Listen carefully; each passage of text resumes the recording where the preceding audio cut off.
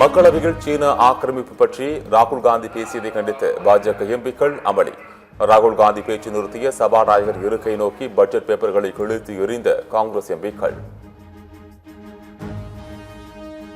I want to make a statement about what happened between China and India and how our Prime Minister reacted to it. Why am I being stopped?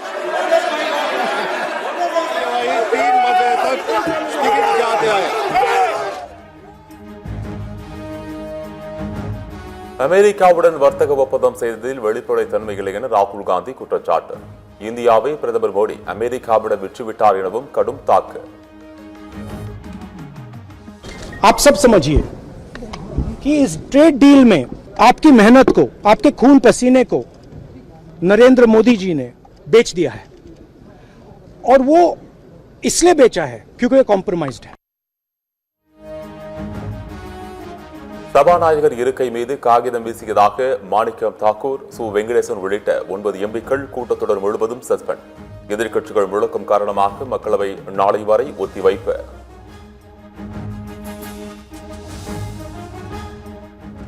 நாடாளுமன்றத்தில் எதிர்க்கட்சித் தலைவர் பேச அனுமதிக்காததை கண்டித்து எம்பிக்கள் ஆர்ப்பாட்டம். அமெரிக்காவிடம் surrender Modi என முழக்கம்.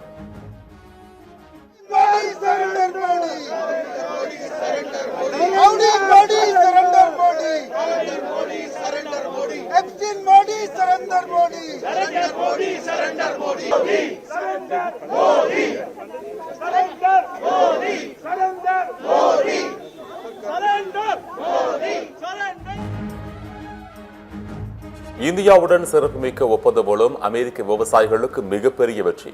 அமெரிக்க வேளாண் துறை அமைச்சர் புரூக் ரோலின்ஸ் பெருமிதம். இந்தியாவுக்கு அதிகப்படியான அமெரிக்க விவசாய பொருட்களை ஏற்றுமதி செய்ய முடியும் என உறுதி.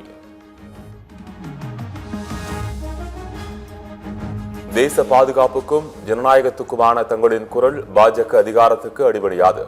மக்களவையிலிருந்து சஸ்பெண்ட் செய்யப்பட்ட மார்க்சிஸ்ட் கம்யூனிஸ்ட் கட்சியின் எம்பி சு வெங்கடேசன் கருத்து.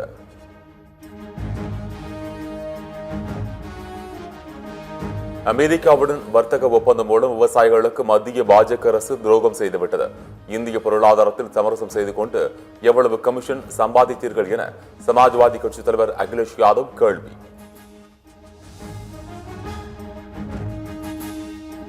சட்டமன்ற தேர்தலுக்கான கூட்டணி பேச்சுவார்த்தை குழு விரைவில் அமைக்கப்படும். தங்களுக்கு யாரும் எதிரிகளை அனைவரையும் நண்பர்களாக பார்க்கிறோம் என முதலமைச்சர் மு க ஸ்டாலின் பேட்டி. குழு எப்போ அமைக்கப்படும் சார்? கூட்டணி பேச்சுவார்த்தைக்கு குழு எப்போது அமைக்கப்படும் சார்?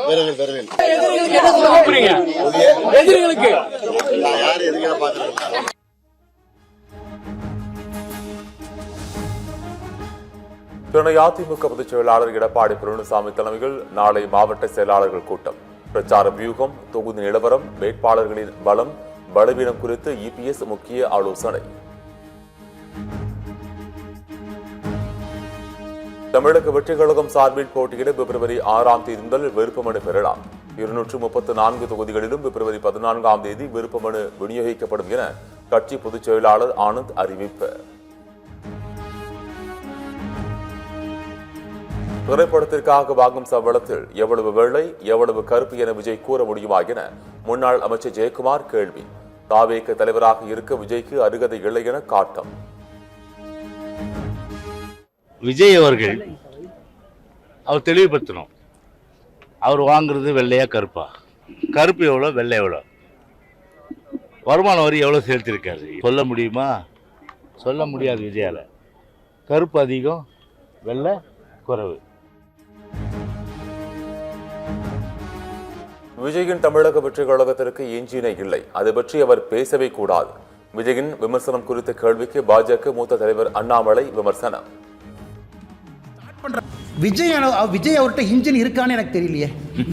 அட்லீஸ்ட் எங்ககிட்ட இன்ஜின் இருக்கு, டபுள் இன்ஜின் இருக்கு.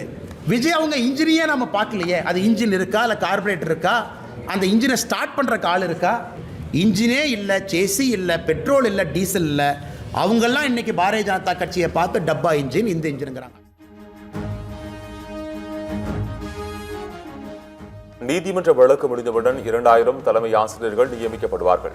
பள்ளிக்கல்வித்துறை அமைச்சர் அன்பில் மகேஷ் பேட்டி.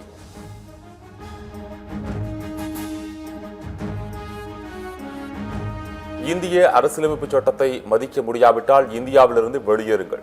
தனிநபர் விவரங்களை பாதுகாக்கவில்லை என வாட்ஸ்அப் நிறுவனத்திற்கு உச்சநீதிமன்றம் எச்சரிக்கை.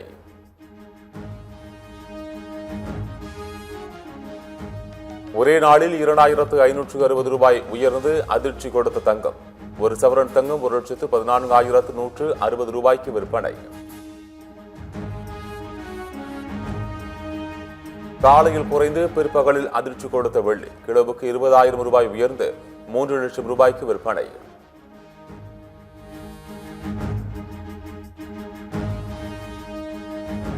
சபரிமலை தங்கம் திருட்டு வழக்கை விரைவாக விசாரிக்க கோரி எம்எல்ஏக்கள் போராட்டம். சபாநாயகர் இருக்கை மீது உறுப்பினர்கள் ஏறி போராட்டம் நடத்தியதால் சபாநாயகர் வெளிநடப்பு.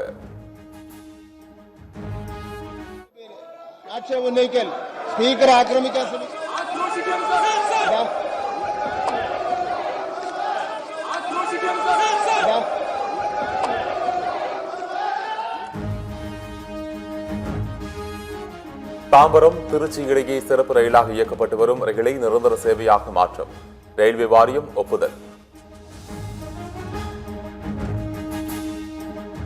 உத்தரப்பிரதேசத்தில் சுங்கச்சாவடியில் போக்குவரத்து நெரிசலை சரி செய்யாததை தட்டி கேட்ட வழக்கறிஞரின் நண்பர்கள் மீது தாக்குதல். சுங்கச்சாவடியை காலால் எட்டி உதைத்து தனது கோபத்தை வெளிப்படுத்திய பெண் வழக்கறிஞர்.